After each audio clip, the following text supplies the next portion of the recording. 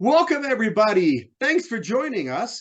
I'd like to introduce you to Tim Falling. Tim is a local musician. He is also a great horn player, an accomplished guitar player, which I just found out, and he's also a very good theologian. Did I say that right? Theologian? Theologian? Theologian. Yeah, that's all right. Theologian. Okay. Anyway, Tim, welcome to the program. Thanks for joining me. Thank you. Thank you. It's good to be here. Cool. So we've known each other for a long time, but obviously I don't know a whole lot about you. So let's share some information. Where are you from originally? Well, I was actually born in Gallup, New Mexico. Um, Really? my parents lived on the Navajo reservation at that time in Arizona, and just across the border in Window Rock area. And so when it came time to be born, that was the closest hospital. So, but I remember my early days as being on the Navajo reservation in Arizona, in Ganado, Kinlichee, Window Rock area. I was real little. I don't remember that so much, but I, of course, visited there many times. But then when I was 7, I moved to Albuquerque in the summer just before my 3rd grade year. And then I was here through high school, pretty much. Um, Okay. Wait. So which high school did you go to? Where did you graduate from? well, I went to Manzano and graduated from there.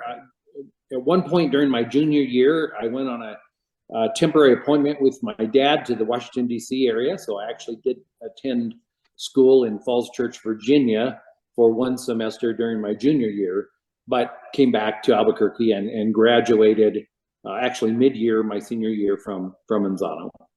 Awesome. I had no idea. See, I'm learning things already. So when did you start playing horn? When did you start playing French horn? Yeah, in those days, they had an elementary band program that began in 4th grade. And so in our home, the question was not if you were going to be in the band, but what instrument are you going to play in the band? And so as I was going through the summer leading up to my 4th grade, I was considering instruments, and I was pretty sure I wanted to play alto sax. And so we looked around a little bit, and but what we found was that they were pretty expensive, and we really couldn't afford to buy an instrument at that point. And so I had 2 older brothers that played horn, and so when it came time, I said, well, maybe I'll just go with that because we can rent the horn from the school for, at that point, I think it was $10 a semester, and didn't require a huge financial outlay. And so that's how I ended up deciding on horn. Now, again, I had 2 older brothers that played horn, so that was a little bit of a natural fit in many ways. Okay. So when you went to school, when you went to college, you went to school at the Anderson University in Anderson, Indiana. Now you received a degree there in music education. So where is Anderson, Indiana? Because I wasn't familiar with it. I had to go and look it up. Yeah, Anderson is not a real big town. It's varied over the years between 30 to 70,000, I suppose, people, but it's northeast of Indianapolis, about an hour. And what you need to understand about Anderson, sometimes is college, sometimes at university, depending on the era, is the family connection there. So both of my parents went to Anderson University or Anderson College in those days, and they met there and got married, and then my oldest brother went there, and then my next brother went there, and then I went there, and my sister went there, and then talk about Family another tradition. generation. My brother's daughters, both of them went there. My son went there. My other brother's daughter and son, or son actually went there. And so now we have my brother's daughter's son, oldest son, is a student there this year, 4th generation at Anderson University. Nice. Yeah. See, that's what I call a family tradition. Okay, so how big of a school is Anderson? Obviously, it's big enough it has a music program. It does have a music program, and an excellent one. It's about 2,000 students, more or less, depending on which semester and era again. But the thing that it had traditionally is just a world class, honestly, choral department, and so many vocalists and the choirs and the men's choir have been excellent and toured all over Europe and all kinds of places, sang for the presidents and all kinds of things over the years. So they have this tradition of a very, very strong choral department. But Dr. Roundtree was a key professor there, and he came at great sacrifice from his previous positions to Anderson, and made just a huge impact on the instrumental program there. And it began to be a really good supporting aspect of the music department, and contributing in many, many ways. And so the thing that I found about being there, maybe as opposed to a larger university or a conservatory or something of music, is the opportunities. They were big enough to have a lot of things going on. While I was there, I played in orchestra, I played in a brass quintet, in a woodwind quintet, in the wind ensemble, in the jazz band, you name it, it had all of those things going on. But it also was small enough, they needed you to participate in all of those things. You needed Right. to be a part of it. So you had, just a lot of playing opportunities, recording studios in the area, all kinds of things that gave you, a lot of exposure and opportunity. So that, I think that is maybe one of the key things that kind of kept us musicians there, because of the opportunities. Okay. So now from there, you went to Ball State University. Now, Ball State is in Muncie, Indiana. So Muncie, Indiana is further northwest than Anderson, no, northeast than Anderson, right? It's about 2 hours from Indianapolis. Like it's an hour from Anderson, right? More or less, maybe a little bit less than that, but yes, Okay. you're in the neighborhood. And Ball State, now, I didn't go directly from Anderson University to Ball State. I also attended a Bible college during that time, and started ministry in Florida. And so I was coming back to Anderson area, and decided I was going to go ahead and work on my master's degree. So I ended up going, scheduling to go to Ball State. Why Ball State? I mean, I guess that would be my question is why Ball State? Yeah. Ball State, well, I would tell you in a nutshell, the key person there was Dr. Fred Ennis, who is the horn professor at Ball State, who was just an exceptional human being and horn player and horn teacher. And I had opportunity to work with him quite a bit while I was at Anderson University. He was just an amazing man, but I wanted to continue my studies with him. And so that was my primary motivation, without a doubt. So your master's degree is in performance then? Horn performance, yes. Okay, perfect. So now that's interesting, because you did your bachelor's in music education, and then you went to, as you said, Bible school, and you did your work in the theologian area. Did I say that right again? Theologian area? I think so. And then you came back to get your master's.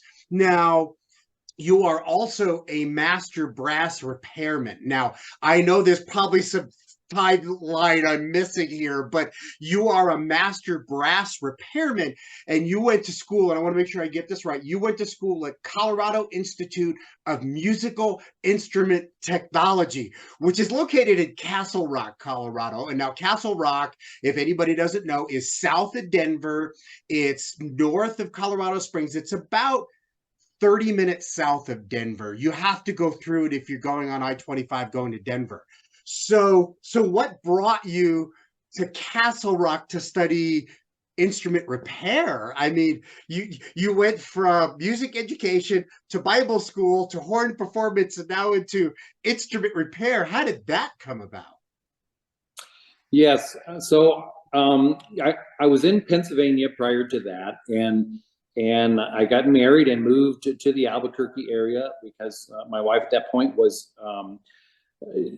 starting a job with the labs here in town, Sandia National Labs. And so we came out here. And prior to that, my whole life, I always followed the job that you know, I was selected to do, and it may require me to move wherever, and I did that. But all of a sudden, I was in a situation where we weren't moving for my job; we were moving for her job. And so she started at the labs, and so what I wanted to do was try to find, you know, some way to make a living and contribute to the situation here. I didn't have a job lined up before coming here. And so one of the things I'd always been interested in is music repair. I had, you know, always been a person who would tinker with my own instrument and try to figure out how to fix things, and you know, whether it be guitars or horns or whatever it was, and I had a little interest in that, but didn't really have enough, you know, knowledge, education. I would always visit repair shops and sometimes spend, you know, hours there talking to the technicians and learning, you know, different things I could over the years. And, certainly one in the Anderson area, I can remember one, and also in Pittsburgh area. And it was very fascinating to me. And so I was very curious about it all. And the other real key motivation was visiting the Alexander Horn factory in Germany, where my brother played. And I spent basically an entire day there watching them build instruments, very traditional way. And so I always had this interest, but wanted to pursue it. So I just saw this brass course available, and I decided I would take it. And you know, what I learned there was really just a start. This is how you begin. You understand the concepts. Now you got to go home and practice. You know, you got to put it to work. You got to you know, work very hands-on, right? Very hands-on. Yeah, the program was certainly that for sure, but you learn by doing. And this is, you know, it's not so much you learn in a book or whatever, but you know, you see it demonstrated. Okay, that's all good, but you got to go home and work it, you know.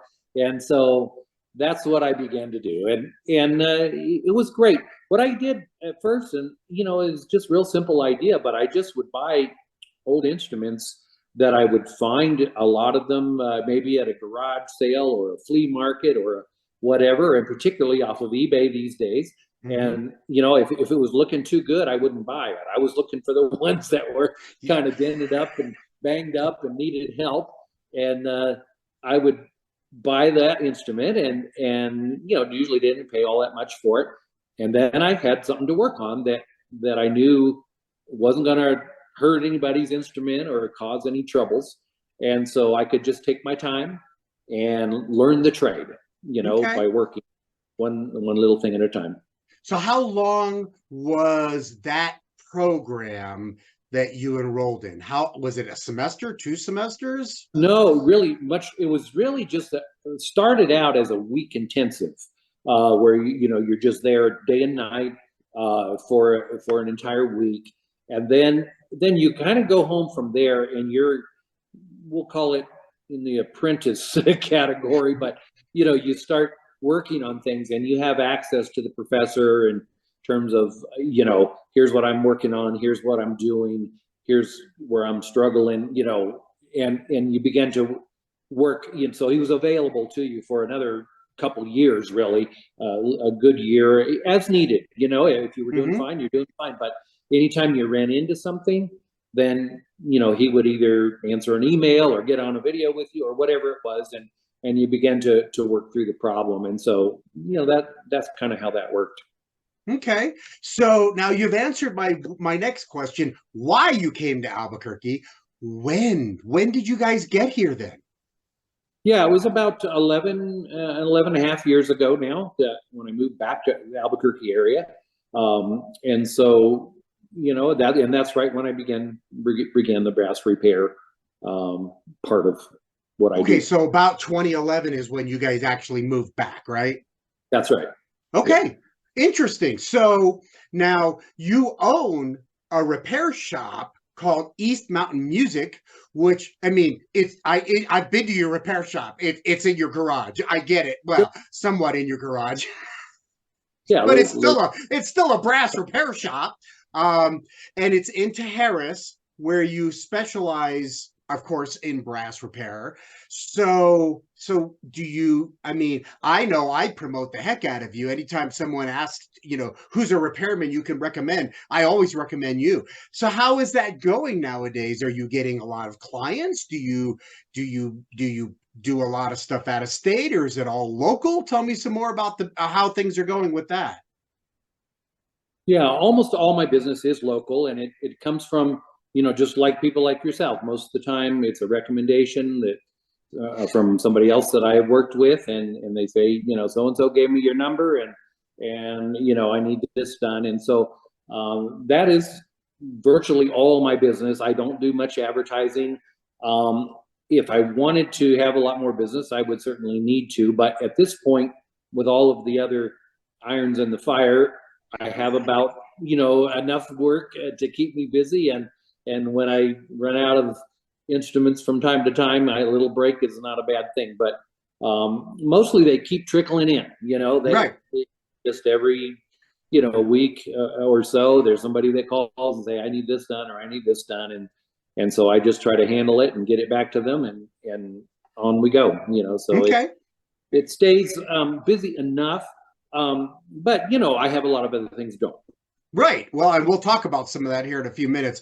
I will tell you, and if anybody is interested, Tim does great work. I brought in an old beat up Bach coronet, and that whole back area that leads up to the bell was all flat, and I got it for a steal on eBay, and it cost me about half that much, and Tim completely repaired it, and I love playing that horn. So yeah, so I will put a link down below for your webpage, and anybody can contact you as necessary, because I think you do great work, and you're very reasonable, and you do awesome. You can pretty much fix anything, and if you can't, you'll tell me. I know, because I had something I brought to you and you were like, no, I don't know if I would be able to do something with this one, and actually you did. So I think that's awesome.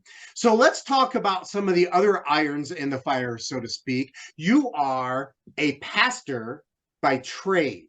Now, you used to be at the Sandia Presbyterian Church. Now you're the pastor at Stanley Union Church in Stanley, New Mexico. So most people have no idea where Stanley is. I know where it is because you told me, and I actually looked it up once. So tell me about Stanley, and tell me why. You told me once Stanley was very famous for one reason, I think it was. So tell me, where is Stanley and why is it famous? Yeah, Stanley is a little town, if you want to even call it that, tiny little community north of Moriarty, about 10 miles. And it is not a whole lot going. There's a If you blink, you'll miss it. barely an intersection there, truly, these days. Now, in days past, I would say, as I've learned the history of the community, there were a lot more things going on than there are right now.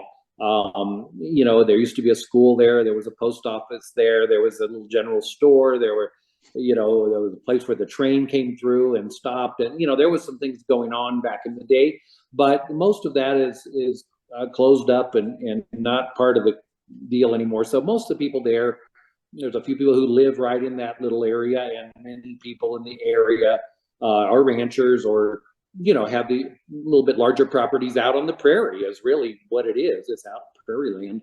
And so not a whole lot going on there. There's a new equestrian center that kind of 4-H kids and whatever, that's built by the county of Santa Fe. And that one brings in, some people into the area for sure. But Stanley is one of the things it's known for, maybe the most famous thing, as you alluded to, is Governor Bruce King. If you've been in New Mexico a long time, you might recognize that name. But Bruce King was a 3-time governor of New Mexico, back in an era where you couldn't even run for consecutive terms. And so he had to go off, and then he would be elected back, and then he would have to go off again, and he was elected back. And he was a very, very popular and respected governor of the state. And he was from there, and his brothers there, his parents came, and started a ranch years ago. And they are key members of the community for sure. Now, all the brothers have passed on now, and it's down another generation in the line, but they're still involved in the area. Now, how long have you been the pastor at Stanley Union Church? Yeah, I've just this week, in fact, completed 6 years. 6 years. Congratulations. Yeah. Now, before that, you were an assistant or the music director at Sandia Presbyterian, right? That's correct. Yeah, Sandia Presbyterian, and I am starting in January. I will have had 40 years of ministry. So, this is a long endeavor. Most of those positions have been music for sure, and sometimes with youth ministry tied to it, or some other associate pastor types of roles. But always music ministry was the key thing for me. And I was always in larger churches, so because they're the ones who hire that position. The small churches may want to have a music director, but they can't afford it. So I was always in larger churches. So this is very different for me in many ways, because it's a very, very small church, very intimate church, old church. It's been there for 100 years. It's respected in the community for sure. But it is very different. And in the senior, we'll call it senior pastor, only solo pastor role is different for sure. Well, that's what I was going to say is you're used to being an assistant pastor. You're used to being in charge of the music because, like I said, and I mentioned at the beginning of the program, you're a very accomplished guitar player. And you're very, with the Bible work that you've done, you do a lot of ministry, a lot of music for the youth and stuff like that. To be a solo pastor must be a lot of work for you. Well, it is. And it is different. My expression is Sundays come around with great regularity. And a message has to be preached every week. Whatever you just got done with, you got to start all over come Monday, morning, and you just do it again and again and again. This is why I appreciate the fact that I know how busy you are, and the fact that you were able to do this interview. So thank you for doing this, by the way. I do appreciate that. So as a horn player, you've been performing at the highest level, and I don't mean just whatever. You've been performing at the highest level for over 40 years. I mean, I looked at your resume, and you've performed with major symphonies. You've performed with a lot of high-level performing groups. You're currently the principal horn player for the Albuquerque Philharmonic. You perform with the Q Brass Quintet, which is, I'll also put a link down below for that one. What other groups do you perform in locally? Is there any others besides those main two? Those are the main ones I do on a regular basis. Now, sometimes our quintet plays for Chamber Chops, but also I played in a few other groups with the Chamber Chops organization. So that one, I usually participate several times a year, depending on, the need there. It varies widely. But those are the main ones. The main thing at this point is I'm busy enough, there's only so many hours in the day, and I'd love to play because I really do like to play, but I've got to keep the plate spinning. Well, let's see. You're a solo pastor. You have a brass repair shop. You're the principal horn player for the Albuquerque Philharmonic, and you play in a brass quintet, which I have subbed for numerous times. And you guys are high level, great performing group. I think you've got enough going on. And yes, you're a golfer too, so I know you like to golf. Yeah, you're not busy at all. There's always things to do.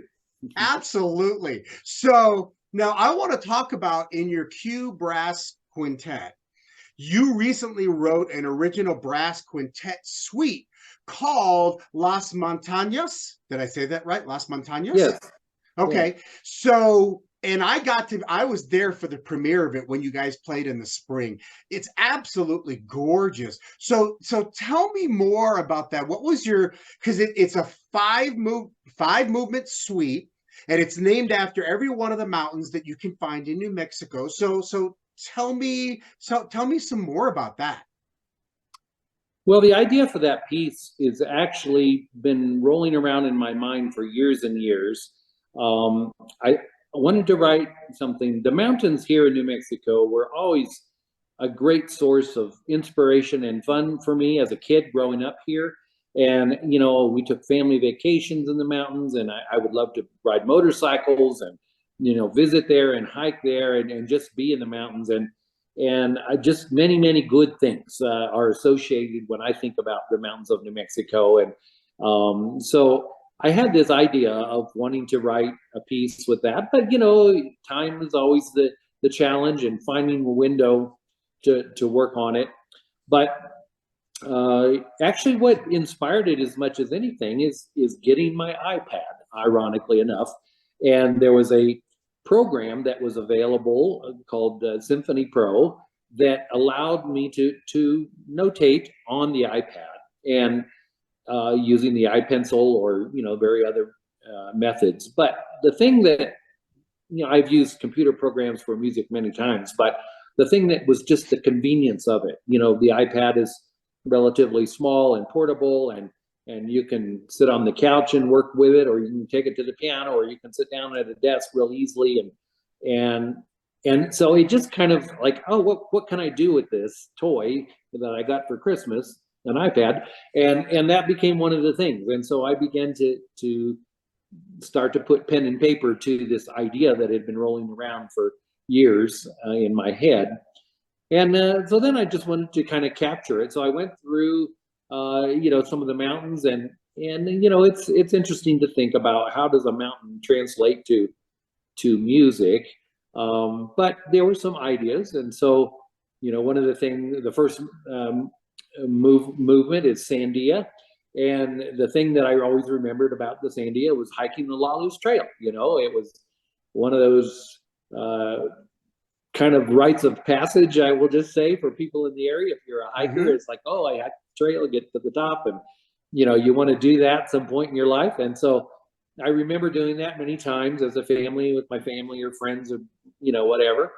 And so I wanted to capture that a little bit with the first movement of the suite. And then, you know, the other one's Manzano. The thing about that was this just sort of these ancient apple orchards. You know, it's named after apples. Like, that's not native to New Mexico. How in the world did these things get here? And what are they doing on the backside of the mountain there? And so, you know, I just kind of went for this ancient sound with using flugelhorns. You can appreciate that. So then the third movement is the Jemez, and with that one I was looking for fun, because that was the mountains area, the chains, whatever, that we often rode motorcycles in. My brother and I would transport our bikes up there, dirt bikes, and we would ride in the mountains all day long. I mean, up near the Dixon's apple farm when it was there, and other, you know, areas. And so I just associate that with all kinds of fun. But also, you know, there's these weird geological things happening up there, you know, and you got the hot springs, and you've got, you know, random things that are not always easily explainable. And so, you know, I just kind of tried to capture that characteristic in that movement, and just fun. And it has a lot of mixed meters and things like that. It's like, something's a little, you know, that's intentional. Yes, it does have mixed meters in it, and it messed me up the first time I played it. But go on, because that was a great. I love that one, but that one was tough. Yeah, it was a little tricky. And then Pecos was the mountain chain that I just always felt was so majestic and so beautiful, as often the one we camped at and along the river, and I just loved being there as a kid. And so that one, you know, just has fond memories for me. But that movement is kind of interesting. I wrote a chorale, and then I took the melody of that chorale, and that kind of became like a ground bass, or a, you know, a part of the rest of the piece, but a subtle part of it. So you know, it's underneath and underlying everything that goes on from that point forward, even though you may not be aware of it always, but it's always there. And so that was fun. But there were some, you know, the melodies there are a little jagged, and it's just the steepness of the mountain, the peaks, and, you know, that I remember. And so that was part of that. And then the final movement was Sangre de Cristo, which is actually part of the Pecos, but goes on up into Colorado, and you know, it's a little bit longer. And that was sort of an afterthought with this. I thought I was going to end with Pecos, but then I had this idea of one more piece, and so I decided to go ahead and write it. And I wrote it in a sonata allegro form, which is often used as symphony, you know, for first movements of symphonies or last movements sometimes. And it was, you know, part of the classical era and romantic era. And I just wanted to capture, you know, what it was like to write in that form. And so I just intentionally did that, and it comes out a little bit longer, which is okay. But there was a lot of just fun stuff in my head, you know, being on a trail and seeing things and pointing out things, how it was as a family or with friends hiking in the mountains in particular. Like, oh, did you see that? Did you see that? And it was sort of that idea going through that piece. It's interesting because you made the last movement, the Sangre de Cristo, which translated means blood of Christ. And I remember the first time I heard this, and I was at the premiere in the spring, and I'm like, interesting how you used that one as the last movement, and with your pastor background. I thought that was very apropos. I really did. And I love the piece. It's absolutely wonderful. Is it available for purchase? Can somebody purchase it? Yeah, I would make it available. You know, it's not published in a formal way, but I would certainly make it available to somebody who was interested in it. Okay. You know, copyrighted and that kind of thing. So yeah, I can make it available. Okay. I'll just make sure just whoever's interested, they can contact you via your webpage and see if they're interested in performing it, to contact you, because it's such a wonderful piece. I'm serious. It's a great piece to listen to. It has all the different transitions. Like I said, it goes from, it starts from one and goes all the way to the end. Now, lengthwise, if I remember correctly, it's about 25 minutes. Yeah, something in that range. Yeah. Okay. All right. Yeah, great piece. If anybody's interested, all they have to do is contact Tim. And again, I'll have his contact information down below. His webpage will be down below for a link. So I'm curious, and I didn't mention this before, but bring it up. So you said that you have your iPad, and I notice you're very much like me. All your music is on your iPad. And I always get funny comments because I'm also on a tablet, and all my music's on a tablet. Do you, obviously you prefer performing on your tablet over performing on with regular music? I do, for sure, for many reasons, but I think one of them is, you know, the iPencil is a big part of that, to being able to write on the music and feeling like I can just, you know, write whatever it is that I need at any given moment. And it's so easy to get rid of it if it's in the way, or, you know, you don't need it. Like many times I'll go through a rehearsal and I'll say, oh, I need to work on this section, and I'll just make a quick mark on it. And I don't want to see that at performance time, but it's great for me to, you know, take it home and make sure I learn that section, or you know, be able to mark things. And I like, you know, the various colors and things that you can add to it. So I've got little codes in my head that I use for various things. If I'm going to write in a alternate fingering, for example, I use blue, or, you know, if it's just my marking about something, I'm using red, or if it's a publisher's error, I'll put it in black usually, so it looks more like the printed, you know, copy. So I just do those things with it. And then the other really great thing is having the foot pedal to switch pages, because many times page turns are just a pain in the neck as a horn player or guitarist or whatever. And so, you know, having a pedal to flip the page for you can come in handy so often. Yeah. And then maybe the other biggest thing is just having the library. You know, every piece of music, you know, that I need is right there, and I can access it quickly and organize it, and so the convenience of it is huge for me. I love my highlighting tool. That is the one that I use the most. Yeah, I no, it's I good. love I love playing on a tablet. There's not a lot of us, but there are a fair share of us that use them. So we're running out of time. I have time for one more question, and I warned you about it ahead of time, and I normally ask about this. So give me a strangest gig, a funniest story of something that happened to you personally that you can tell us about. I mean, musicians have the funniest stories. We've got the greatest ones from all the gigs. You got one that you can contribute to the library here? Well, I don't know how funny necessarily this is, but probably one of the most unusual gigs that I had was actually in college. And I went on a tour with a group of people, musicians, down into Mexico. And again, we were from Anderson, Indiana. And we went down into Mexico and toured. Now, everything was 11. So we had 11 people. We were in a 11 passenger van. We traveled 1,100 miles. We went to, we played, we were there for 11 days and we played 11 concerts. I find it interesting. It was 11, 11, 11, Yeah, 11, and 11. everything 11. Everything was 11s. That's pretty cool. Yeah, I don't know how that ended up, but that's the way it was. Okay, well, we are out of time. I want to thank Tim for joining me today. I want to thank him personally for all the work that you've done on all my instruments because I think it's a great thing. I want to thank you for all your work that you do with the religious community here in town, all the work that you do with the Albuquerque Philharmonic and the Q Brass Quintet. And ladies and gentlemen, we will see you next time.